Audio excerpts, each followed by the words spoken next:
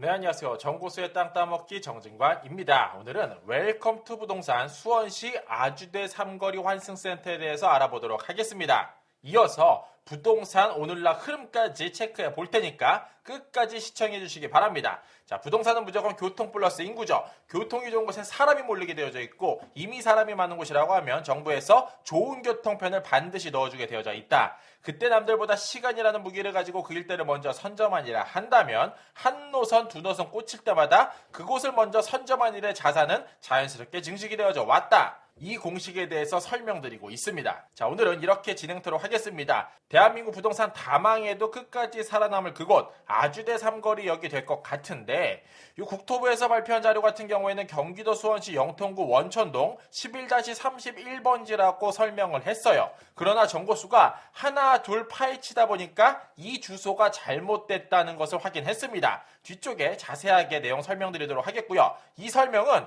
수원시청에도 전화를 해보고 국토교통부에도 전화를 해봐서 확인한 부분이다 말씀드리겠습니다. 영기한 교통으로서는 버스 36개선 들어갈 예정이고요. 인덕원 동탄선이 끝이죠. 사업 내용은 인덕원 동탄선 등 장내 환승 수요에 대비하기 위해 지하 버스 환승센터를 구축하겠다. 사업기간은 25년까지고 총 사업비는 113억 원이 되겠습니다. 이 자료 같은 경우에는 대광위에서 발표한 해당 자료가 되겠는데 어쨌든 주소는 조금 바뀔 것 같다. 참고하시고요. 휘몰아치는 부동산 파도 한번 흐름 체크해 보도록 하겠습니다. 출발하겠습니다.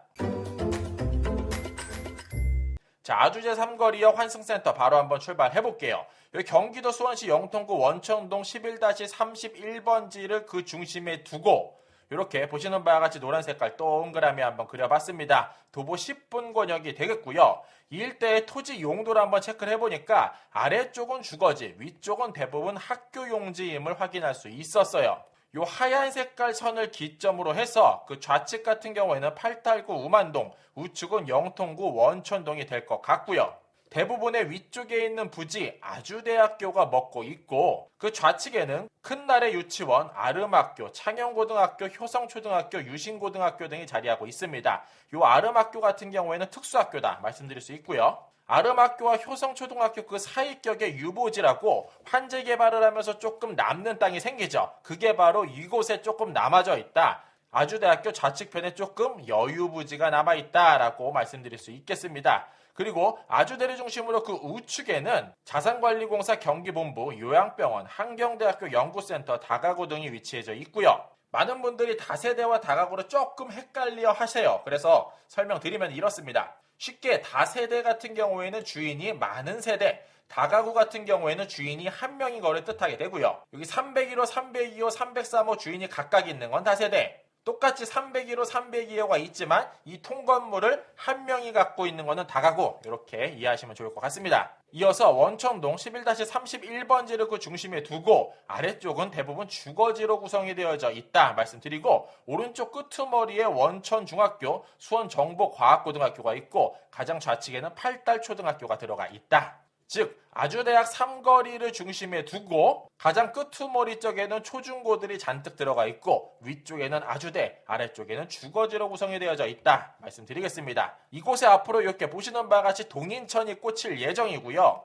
그 역사명 중에서 아주대 입구라는 역이 하나 만들어질 예정입니다. 자, 그 노선도 조금 더 커다랗게 당겨보면은 여기 아주대 입구에도 하나 들어갈 것 같다라는 흐름 체크해 볼 수 있고요. 이쯤에서 이러한 질문 아니들 수 없을 것 같아요. 도대체 아주대 입구에 들어간다고 하는 건지 아주대 삼거리에 들어간다고 하는 건지 안 헷갈릴 수가 없고요. 자, 간단하게 설명드리면 요 아주대 삼거리 같은 경우에는 수원시 팔달구 우만동 81-41번지에 위치되어져 있고 아주대 정문 삼거리 같은 경우에는 원청동 11-31번지에 위치되어져 있어요. 즉 국토교통부에서 이번에 발표한 환승센터 같은 경우에는 아주대 정문 삼거리로 들어간다고 이야기하고 철도, 인덕원, 동탄선 같은 경우에는 아주대 삼거리로 꽂힌다라고 이야기하는 거예요.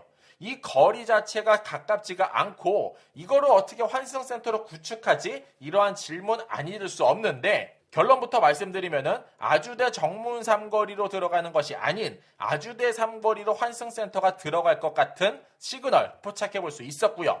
가장 먼저 수원시 홈페이지에 들어가서 체크를 해보니까 인덕원 동탄선 복선전철 건설사업 환경영향평가를 시민들에게 공개를 했죠. 그래서 주민 설명회 자료가 되겠는데 그곳에서 이렇게 보시는 바와 같이 노선도가 나왔고 이 수원 월드컵 경기장 그 다음 역 109번 정거장이 바로 이곳이죠. 아주대 삼거리가 되고 결론 철도역은 무조건 아주대 삼거리로 들어갈 수밖에 없고 허나 이번에 국토교통부가 발표한 것은 영통구 원청동 11-31번지 바로 이곳이더라. 이렇게 연결해 볼 수 있겠죠. 그래서 최근 자료 한 번 더 찾아봤습니다. 21년 10월 21일자고요.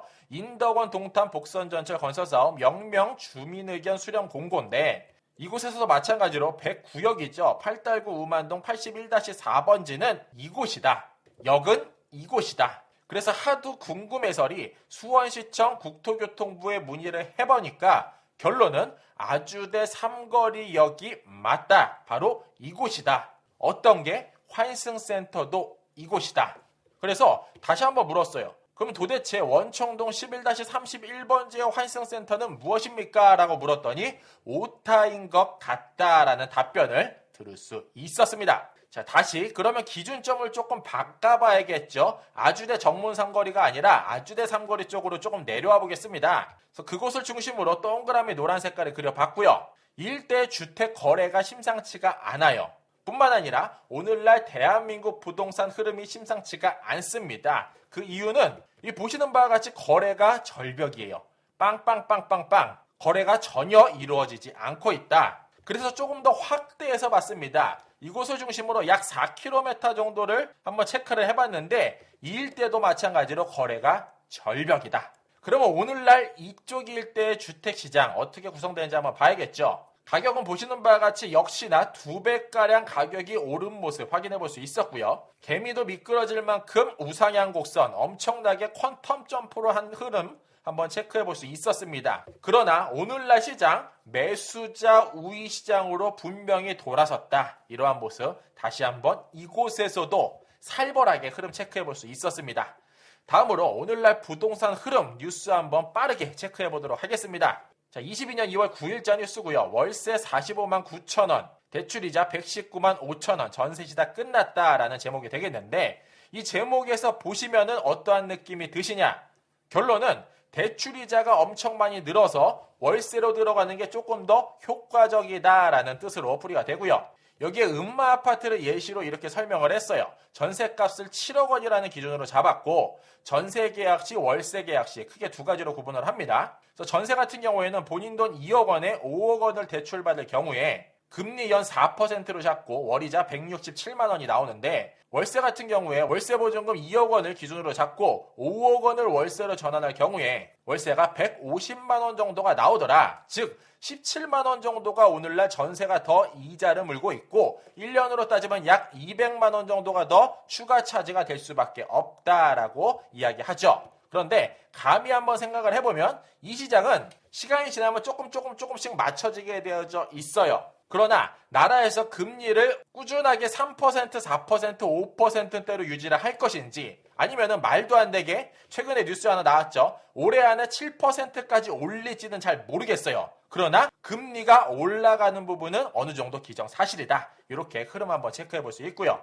22년 2월 9일자 뉴스 한번 더 볼게요. 대선 기다리며 멈춰선 주택시장 로또 분양 멈췄다라는 기사 제목이 되겠습니다. 자, 이 뉴스의 끄트머리 쪽에 권대중 명지대 부동산학과 교수님께서 이렇게 말씀하세요. 지금은 집 사고 싶어도 살 수 없고 팔고 싶어도 팔 수 없다. 특히 대출 기자가 있는 한 집값 상승폭이 둔화되고 거래는 급격히 줄 수밖에 없는 게 오늘날 현실이다. 따라서 과거처럼 로또 분양은 쉽게 찾아볼 수 없을 뿐만 아니라 시장이 안정화됐다고도 보기가 어렵다라고 설명하시죠. 여기에서 정부 생각은 이 안정화라는 단어, 내가 만약 최근에 집을 영끌해서 산 사람이라고 하면은 집값이 떨어지는 게 안정할까요? 반대로 한 2, 3년 사이에 집을 못 사가지고 뭐 이혼하네, 싸우네, 부부관계가 안 좋아지네 이러한 가정 뉴스를 굉장히 많이 나오죠. 이러한 분들 입장에서 가격이 떨어지는 것은 분명히 안정화임에 틀림이 없다. 사람마다 입장 차이는 굉장히 크지만 어쨌든 혼란스러우면 틀림이 없다. 흐름 잘 읽고 절묘하게 치고 들어가서 나의 자산 증식을 위해서 반드시 이러한 흐름 체크해 볼 필요가 있다 말씀드리겠습니다. 자, 다음 뉴스입니다. 21년치 꼬박 모아야 서울에 집을 살 수 있다고 하는데 두 기관의 의견이 조금 달라요. 한국경제연구원 같은 경우에는 21년으로 잡았고 서울시 같은 경우는 13.5년으로 잡았어요. 이것 또한 개인차, 연봉차에 따라서 천차만별이 될 수밖에 없지만 결론은 한 푼도 쓰지 않고 모았다는 내용이 전제에 깔렸다는 거예요. 자, 한 가정에서 애 둘 정도 낳고 집 하나 있고 차 하나 있고 뭐 요 정도 생활을 하는데 한 푼도 안 쓸 수는 없다. 당연한 결론이고요. 이렇게 안 쓰고 안 써서 저축을 한다고 하더라도 한 가정에 작게는 10%, 아무리 많아도 25%에서 30% 저축 비용으로 확보하는 것 자체가 굉장히 힘들어요. 결론이죠. 한 100에서 150년 정도는 모아야 서울에 있는 집을 살까 말까 할 수밖에 없다. 이러한 결론 말씀드릴 수 있을 것 같고요. 최근에 더 어려워졌다는 거는 많은 분들 당연히 아실 것 같아요. 최근에 전국 아파트 같은 경우에는 41.7% 올랐고 서울 같은 경우에는 77.8%나 올랐기 때문에 돈을 모아서 사는 것 자체는 불가능하다. 반대로 앞으로 대한민국에서 엄청난 주택 공급이 들어가죠. 이거는 정해진 미래고 고정된 사실이에요. 그리고 더불어서 앞으로 인구는 폭발적으로 줄어들 수밖에 없죠. 이것도 정해진 미래인데 꼭 서울에 들어와서 집을 살고자 하는 사람이 아니라면 우리에게는 반드시 기회가 올 수밖에 없고 한 3년에서 5년쯤 후일까요? 나라에서는 제발 돈 좀 빌려줄 테니까 이 텅텅 비어져 있는 집들 니들 제발 좀 사줘라고 호소하는 날이 올 수밖에 없다. 정보소 이렇게 감히 예상해 보겠습니다. 어떠한 유튜버들께서는 절대 집값 떨어지지 않는다. 앞으로 더 많이 오른다. 이렇게 이야기하지만 수요 공급이라는 단순한 공식에서 보더라도 대한민국 부동산의 미래는 어느 정도는 정해져 있다. 그리고 이렇게 한번 주제를 바꿔볼게요. 최근에 대한민국 전 국민의 대노 사건이 있었죠. 바로 베이징 동계올림픽이 되겠는데 자, 누가 봐도 1등이고 누가 봐도 실격이 아님에도 불구하고 눈 뜨고 코 베이징하는 사건들이 굉장히 많이 일어나고 있죠. 자, 부동산 영역에서도 어쩌면 눈 뜨고 코 베이징할 수도 있을 것 같습니다.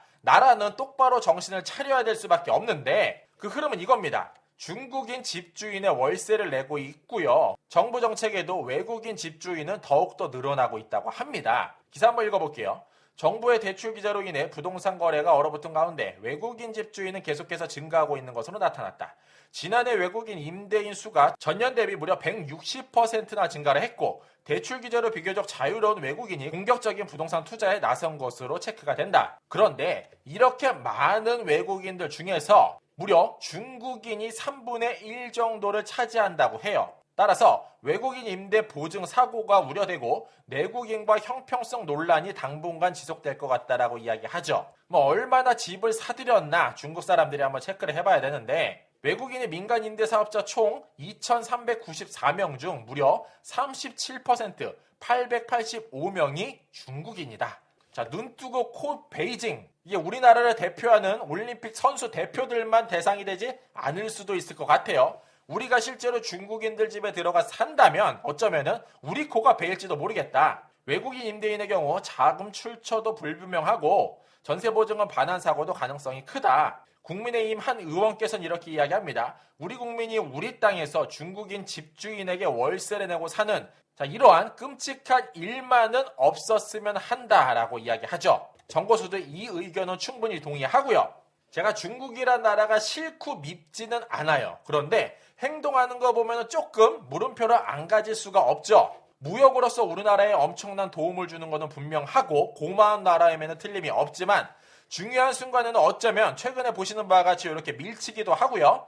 다리를 걸어 제끼기도 하고 이렇게 길막을 했다라고 커트를 내버리기도 하죠. 심지어 다쳐서 실려가는 일도 발생을 합니다. 이렇게 다쳐서 앉아있는 선수 이 모습이 어쩌면은 내 모습이 될지도 모르겠다. 중국인이 집주인으로 있는 그곳에 들어간다면 어쩌면은 이러한 일이 벌어질지도 모르겠다. 이렇게 다시 한번 말씀드리겠습니다. 자, 마지막으로 뉴스 하나 더 볼게요. 서울 집산 외국인 비중 역대 최고. 좀 전에 말씀드렸죠. 그중에서 강서구에 엄청나게 많이 사들이고 있대요. 무려 3명 중 1명.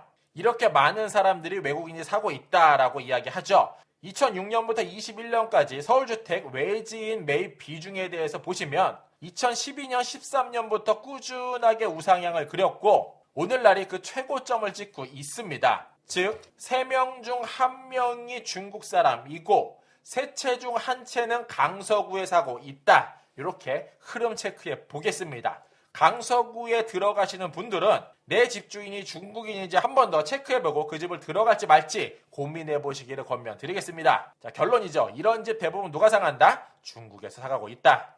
자, 마무리하겠습니다. 3월 9일 대선 전 한 후보가 이러한 얘기 굉장히 많이 하세요. 기본소득이라는 주제, 이 주제에 대해서 한번 흐름 체크해 볼게요. 한 커뮤니티 사이트에서 어떤 분이 작성하신 글입니다. 한번 읽어봐 드릴게요. 기본소득이 정말 옳다고 생각하시나요?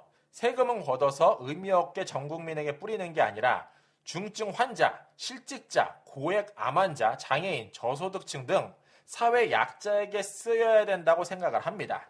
일자리가 줄어서 실직해서 소득이 없는 사람에게 기본소득 한 달에 8, 9만 원이 아니라 실업급여를 장기로 줘야 된다는 거죠. 출산율이 하락해서 국가 경쟁력이 떨어진다면 헝가리의 출산 정책처럼 육아수당, 출산수당 등 아이 한 명에게 100만 원이라도 줘서 아이를 기를 수 있게 해줘야 된다고 생각합니다. 그렇다고 국민의힘을 지지하는 건 아니에요. 종부세 완화, 그거 불가능합니다. 민주당 180석, 2년 동안 함께 가는 윤석열 대통령 돼도 종부세 완화는 불가능하겠죠. 어쩌면 탄핵이 될지도 모르겠네요. 이재명이 대통령 된다면 지금 토지 보유세 등 다들 팔아서 집값 하락하겠죠. 급격한 하락에서 선진국인 미국, 일본 보더라도 서브프라임 사태, 버블 붕괴 잃어버린 10년이 왔습니다. 그 시기에 가장 피해보는 사람은 누구였을까요? 라는 질문인데 다주택자가 아니라 마지막에 대출을 무리하게 내서 집 산 서민, 실거주자들이 가장 큰 피해자였죠. 라고 마무리합니다. 자, 여기에서 기본소득이라는 정의는 이렇게 흘러갑니다. 재산, 노동의 유무와 관계없이 모든 국민에게 개별적으로 무조건 지급하는 소득, 더 이상 빈곤이 없게 살아가기 위해서 생계비를 지급하는 영역이라고 이야기하는데 항상 기본소득 뒤에 베네수엘라라는 대명사가 따라붙죠. 오늘날 베네수엘라 돈값이 똥값이다 보니까 이렇게 돈을 접어서 가방을 만들어 팔기도 하고요. 무려 이렇게 산더미처럼 지폐를 쌓아야 요 치킨 하나 사 먹을 수 있다고 합니다. 그리고 돈이 종이값보다도 싸서 이렇게 버려지는 일도 허다하게 일어난다고 하는데 자, 우리나라 기본소득 너무나도 좋아요. 달콤하지만 이렇게 계속 퍼주다 보면은 결론은 빚잔치를 할 수밖에 없는 그날 반드시 올 수밖에 없을 것 같다는 말씀 다시 한번 드리고요. 그 근거로는 GDP 대비 전체 규모액을 보더라도 빚이 너무나도 폭발적으로 늘고 있고 국가 채무 추이 또한 전 세계에서 가장 빠른 게 오늘날 대한민국이라고 이야기한다는 거예요. 이 시그널은 잃어버린 30년 일본과 똑같은 길을 걸어오고 있다. 자, 이렇게 매우 혼란스러운 오늘날 엄청난 대가들이죠. 명언을 바탕으로 한번 말씀드려 볼게요. 자, 워렌 버핏 형님입니다. 침체는 기회를 만들어 줄 것이다. 자, 도널드 트럼프죠. 유연한 사고를 가져라. 자신이 알고 있는 방식, 선호하는 상품만 투자하지 말고 열린 사고로 다양한 상품, 다양한 방식으로 도전해라. 다음 코스 톨라나입니다. 주식에 뛰어들려면 기꺼이 위험을 감수하겠다는 정신적 운동이 필요하다. 확실히 수익을 보장해주는 주식은 세상에 어느 곳도 없다라고 이야기합니다. 자, 마지막으로 주식시장은 인내심 없는 사람의 돈을 인내심 있는 사람에게 이동시키는 도구다라고 이야기하죠. 자, 결론은 오늘날 작은 파도 어떻게 치고 있는지 체크를 하고 멀리 10년에서 20년 정도를 내다보고 투자함이 옳다라고 이야기하는 건데 여튼 좋은 집도 좋고 좋은 차도 좋고 명품 가방도 좋고 돈도 좋습니다. 허나 이거만한 게 있을까요? 100년을 살아보니 이렇게 답을 내리셨습니다. 김영석 교수님께서 이렇게 내리셨죠. 행복보다 더 중요한 거는 없다. 오늘날 너무나도 혼란스럽고 어려운 부동산 시장, 최근에 연끌을 했는데 집값이 폭락해서 머리가 아프신 분이든 앞으로 신혼을 꿈꾸면서 내 집 장만을 계획하시는 분이든 어쨌든 모두 다 정고수 땅 따먹기 채널을 시청하시는 분들 행복하시기를 바랍니다. 이상으로 정고수였습니다. 안녕.